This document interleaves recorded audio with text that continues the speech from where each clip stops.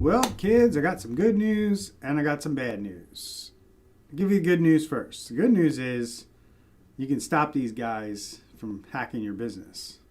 The bad news is everybody's doing a really bad job at it, and we're seeing some unprecedented, big time hacks that have never happened before, have never happened so quickly, one after the other.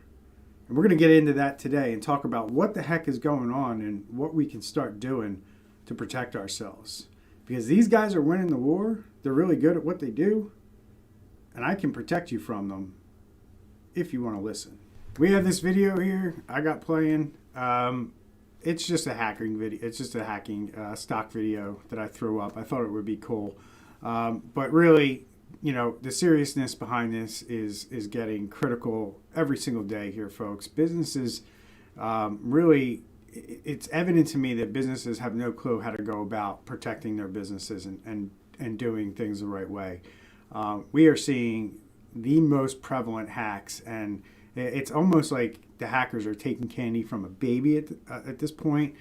It's so easy for them to hack these businesses. It's not even funny. And then when you look at what's going on after the fact, what's going on when we find out how these guys got in, we see the gaps. We see what these companies aren't doing or where the issues are. And a lot of these things are all tied to one another too. So, when you get hacked, when you have something like Microsoft getting hit with a SolarWinds hack, did they fully sanitize their systems to make sure that nobody else was getting in and no one else had access? It doesn't sound like it. It doesn't seem like it to me. It seems like they were able to use the SolarWinds hack to get into Microsoft's system to cause the Exchange hack. If you connect the dots and draw the lines, these were not isolated incidents. These were all related. And now we have Microsoft Exchange servers being used to deploy ransomware to organizations. So let's jump into it and see what we're talking about a little bit.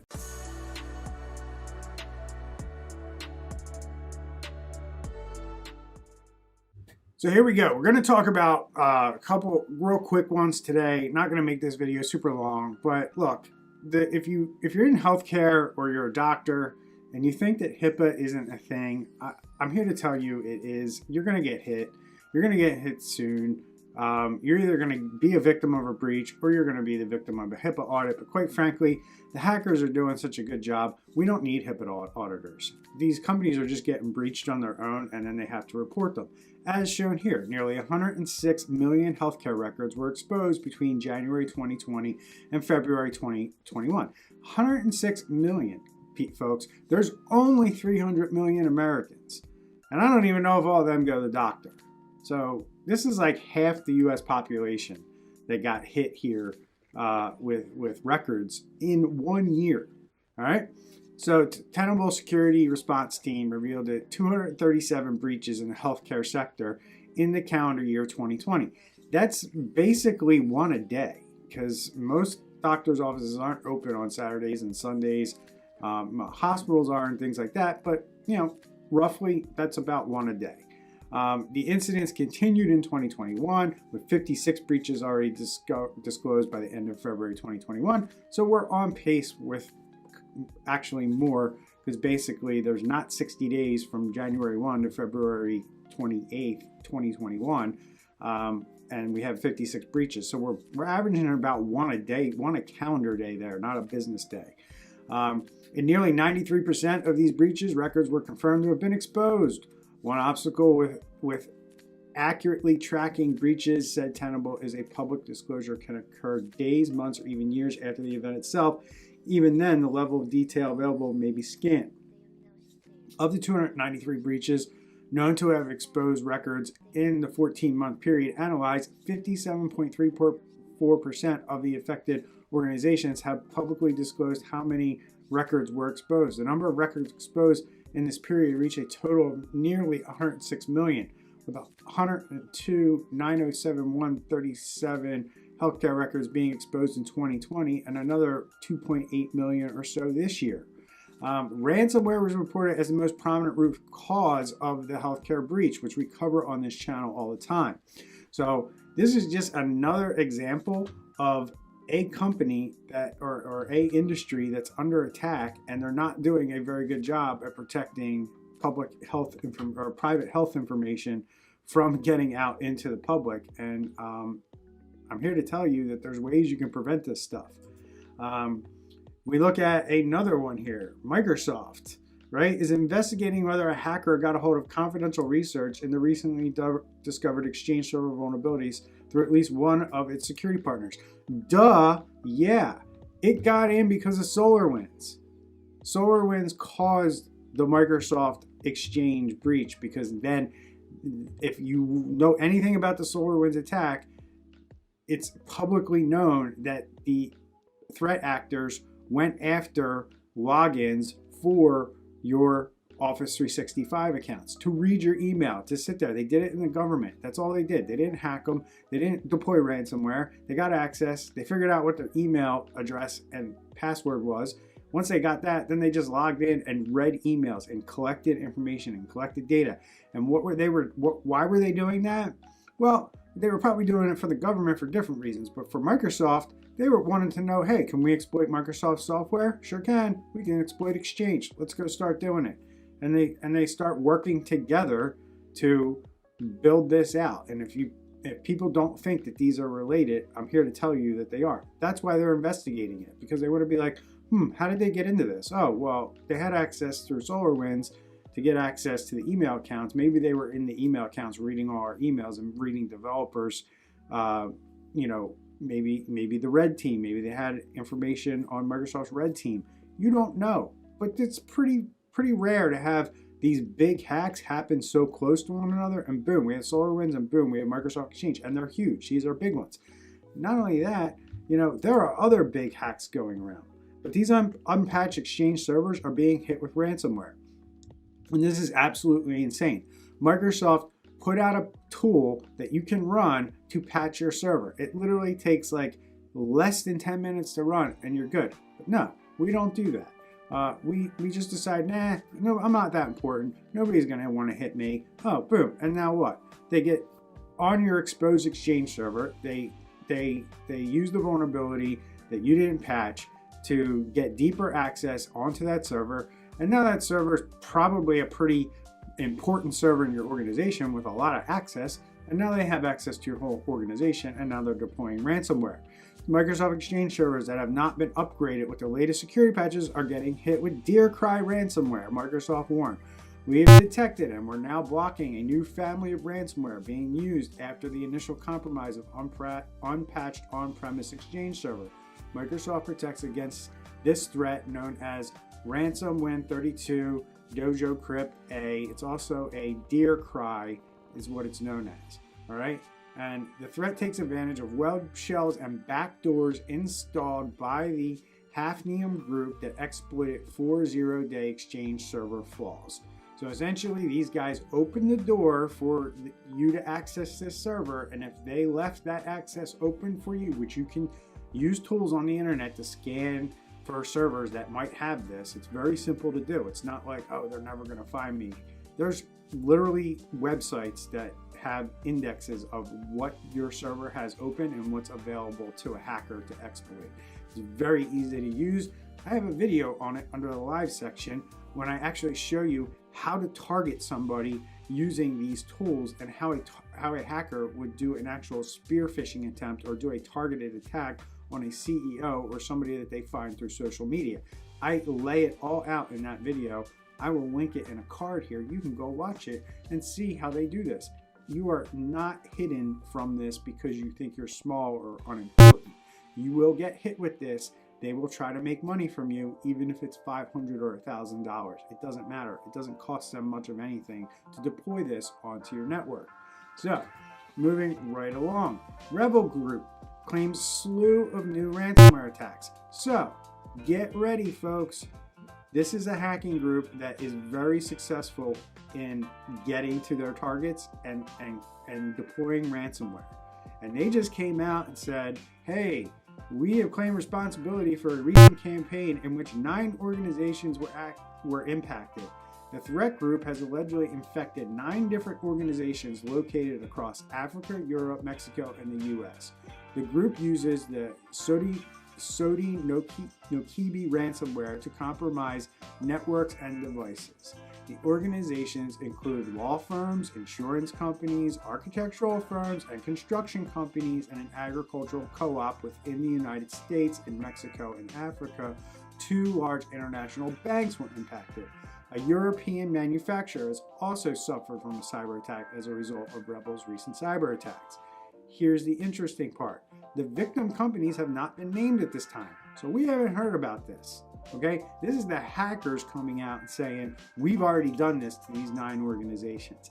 Now, how many other organizations do you think that are out there that haven't told anybody that they're dealing with ransomware right now? And I'm sure that maybe you're aware of a company that you do business with that seems to not be doing things normally right now, and they could possibly be hit with ransomware. I had an issue at one of my credit card companies about a month ago, and it's really weird because they basically closed my account and said it was closed due to a charge-off.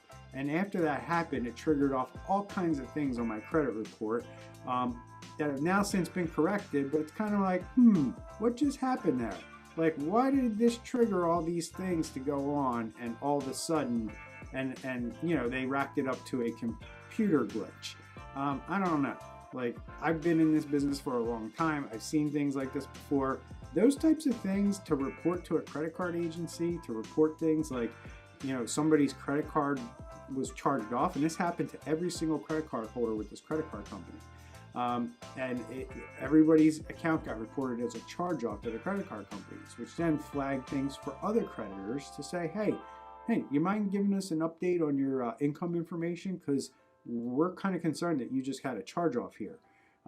Yeah, so that came off and everything was fine, but still, a glitch in the system that reported to the credit agencies that an account was charged off across all card holders, really crazy. I don't know. But, you know, these are all indicators, folks, that businesses need to step it up when it comes to cybersecurity. You know, we do cybersecurity audits and assessments for companies, and man, I tell you, when you talk about something that doesn't get done or doesn't get the priority that it needs, yeah, cybersecurity reviews and cybersecurity frameworks and following a good process within a business is not something companies are doing right now. So you're freely giving away your data on your phones, on your apps, when you sign up on a website for an account for something, and they're not protecting that. They don't give a crap about you. They don't protect this stuff. They're not spending the money. We go to companies all the time and we tell them it's going to cost you this much. Oh, that's too much money. Oh, really? For you being down for a minimum of 9 to 10 business days?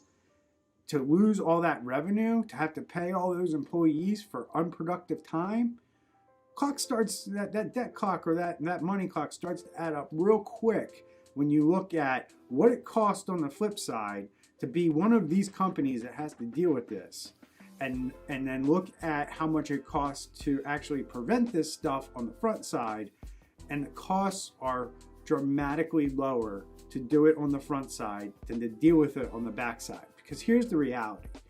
Whether your business gets hit with a fire, flood, or a ransomware attack, it's all the same thing. You need to build your network back from the ground up. You can't just take the equipment that was infected with ransomware, infected with malware, and just like, oh, we cleaned it up and we're going to continue to use that stuff.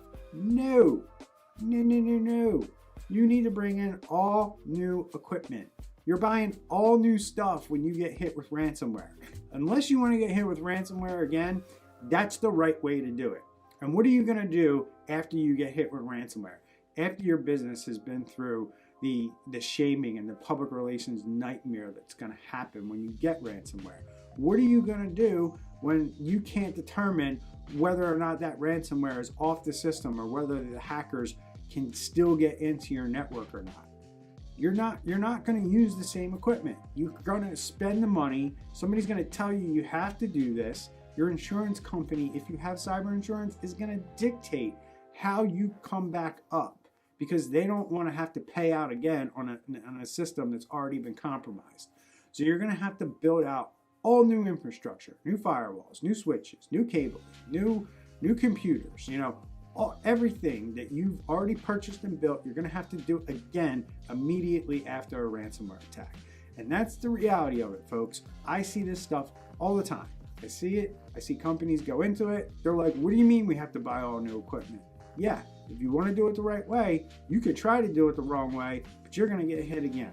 And as we see all the time, 2 weeks, 3 weeks, 6 weeks, 2 months after a ransomware attack, companies get hit for a second, third. I've even seen it 4 times where companies get hit and they pay the ransom. And look, if you think I'm just going to pay the ransom, I'm going to get my stuff back tomorrow, that's not how it works. Ransomware takes a while to encrypt. You're not seeing it happen because it's happening under the surface, behind the scenes, and boom, and then you get a pop-up that says all your files have been encrypted. That encryption process where they were locking your files could have taken hours and hours, if not even multiple days, right? And then you get hit with ransomware, you have it on your screen now, and you think, oh, this happened in like 2 seconds. No, it didn't. And then the other thing that happens is data gets lifted off your network, so that takes time too. But here's the other thing.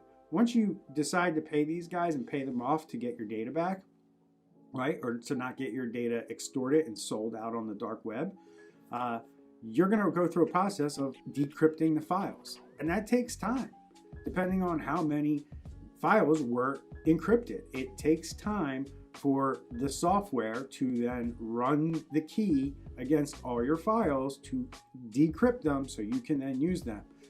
I've seen it take 3, 4, 7, 10 days, depending on the size of the company and how much data was encrypted. It can take a very long time. And the other thing is, not all your files are going to come back. There's going to be some files where you may get, you could get 90% back. You could get 95. You can get 98% back. It really depends on how good the ransomware was written or how bad it was. But the reality of it is you usually don't get it all back. And, sometimes it could be really important data that you don't get back. Sometimes it could be just unimportant data that you don't get back. But if you do pay the ransom, which I don't recommend that you do, don't ever pay the ransom. There's other ways around this. Spend more money on cybersecurity on the front end so you don't have to deal with the fact that you're going to have to decide between paying the ransom or not.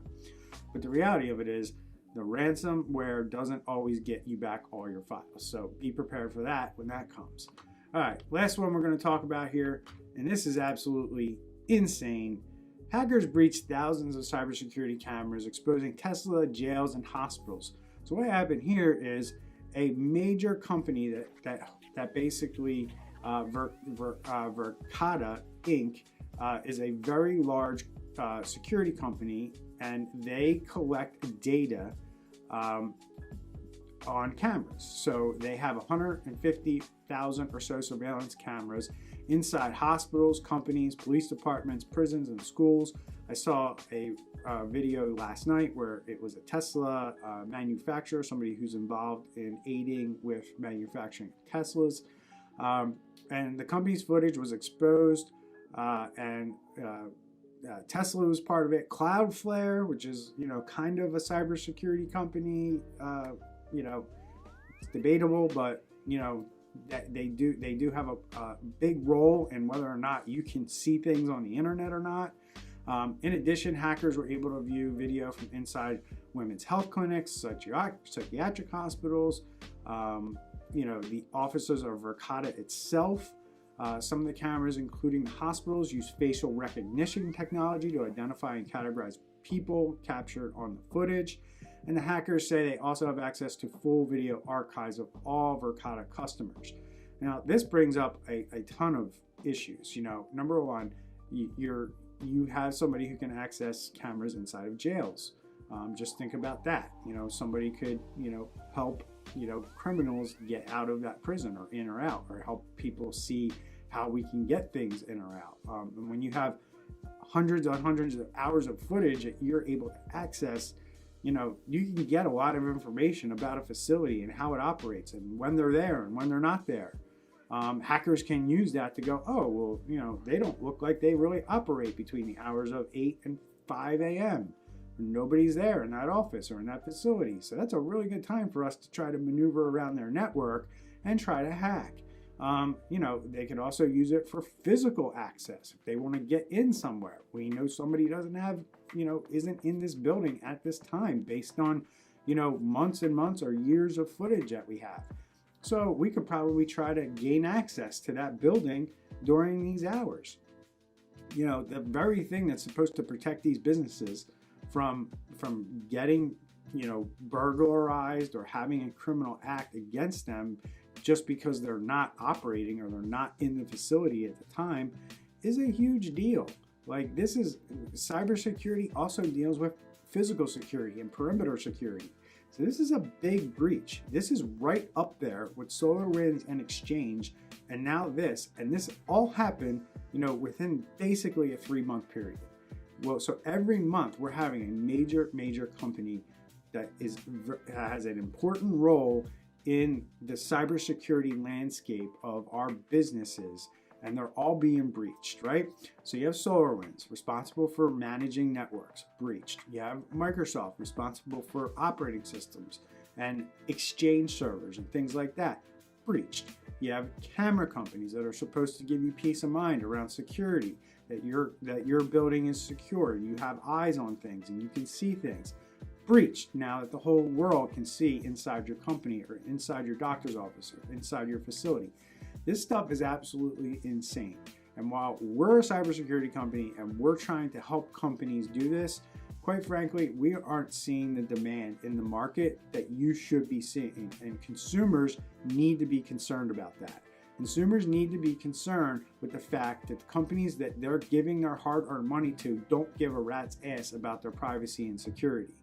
And these are the things that are happening, and these are the things that I'm bringing to light so people understand, and maybe people will start putting pressure on companies to take better care of their security, or maybe they just won't care at all. Maybe this is all for naught. Maybe people don't care about privacy and security. Maybe everybody wants to get hacked. Maybe everybody wants to pay ransomware to hackers.